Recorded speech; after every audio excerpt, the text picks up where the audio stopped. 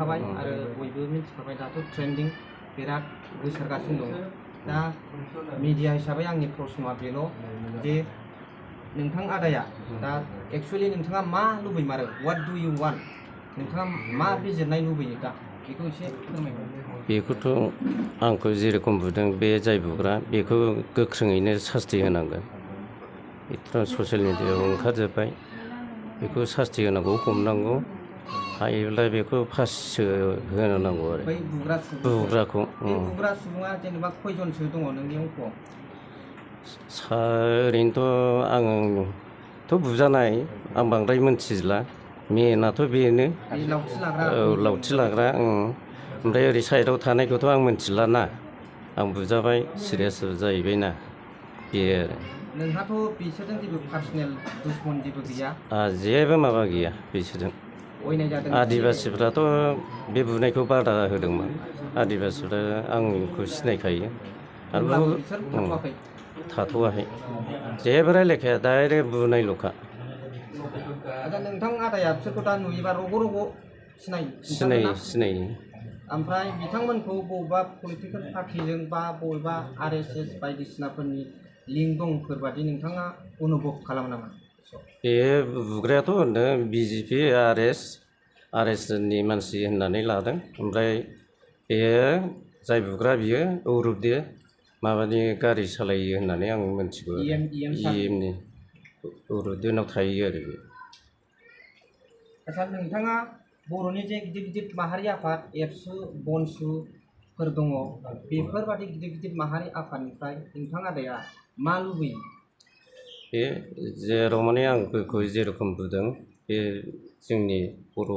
माहारिफ्राबो जाहाथे माबायो हेल्प खालामो बेखौ लुगैयो आं नोंथांनि सायाव जाहाथे बिजिरनानै न्यायखौ होयो बेखौ लुबैयो औ आंथ' न्याय बे माबाखौ नांथारगोन आं जेरखम बुजादों आंनो बे बिसार माबाखौ नांथारगोन आरो आच्छा एबसुआथ' दाख्लै क'क्राझार जिल्ला एबसुआ होदोंमोन दा नोंथाङा बनसुनिसिमबो माहारि आफाद जुदि नोंथाङा पार्सनेलि बिथांमोनखौबो नोंथाङा खावलायनो लुबैयो नामा बे बिजोंनि गेजेरजों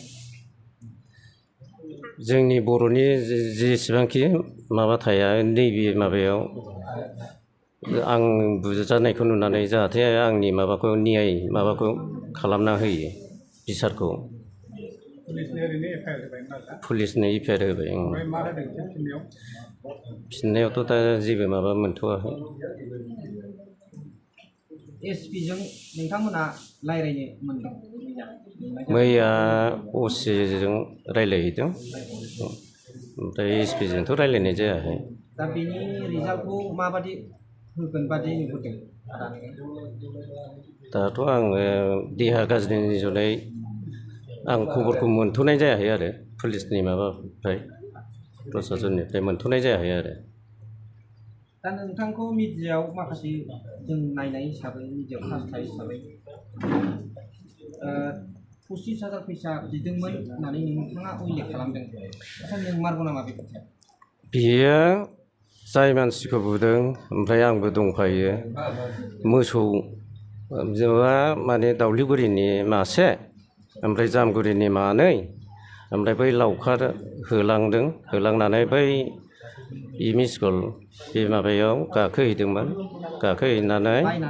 बायनानै लाबोनाय दावलिगुरिना मासेयाव 8,000 ओमफ्राय जामगुरिना मानैजों 14,000 ओमफ्राय बायनानै लांनानै जाय बायग्रा बियो आंनि लोगो नालाय आं बेखौ माबानानै बै मागुरमारिसिम दोनलांनायाव थांफानाय जादों ओमफ्राय बै जायबो मागुरमारि माबासिम सहैनानै बे एम इ स्कुल खाथि बे माबायाव बे बांगालखौ बै बुग्राया फैनानै जेबो सोंखायाखै डाइरेक्ट बेहाय लावथि गंनै होबोग्राखौ बांगाल सिखाव सर होननानै लावथि गंनैखौ बे जायगायाव सिफायखादों आरो सोङा हसिया ओमफ्राय बिदि बुनायखौ नुनानै आं बादा होदों हाब रायलाया हसिया माथो बिदि बुनांगौ मोसौआथ' गोजाननि नङा खाथिनिनो जामगुरिनिनो ओमफ्राय दावलिगुरिनि मानो रायलायावसो बिदि बुखो बुनो नाङा रायलायबानो जायोना होनबाय आं रायलायबानो जायोना होनबाय आं ओमफ्राय बिदि होननानै आरो जुदि नोंसोर बिसास खालामाबा मोसौ मालिकनाव आं फन हरनोसै फन रायलाय फनबो रायलायो दादागिरि जेबो रायलायखाया ओमफ्राय आरो बे बांगालखौ बुबायना ओमफ्राय जायगायावनो बुथारनो मानोबो बिदि होनखाबाय होनदों ओमफ्राय दाना ओमफ्राय दाना बिदि हाब नोंसोर मानिथाराबा होमबालाय आं मोसौ मालिकखौ लायनोसै होननानै बाइक ससे सालायदा ससे सालायबा जाय बुग्रा बेनो दोर दोर होसोनानै आंनि बाइक साबिखौ सिख'हैदों आरो सिख'बाय नालाय ओमफ्राय हाब बिदिथ' खालामनाङा थ' आंथ' थांगोन मोसौआथ' जेनिउन खुनु खावनाय माबा गैया होनखाबाय आं ओमफ्राय दाना बेहाय आंखौ फंब्रैसो फैबाय फंब्रैसो फैनानै दाना बै लाना थांबाय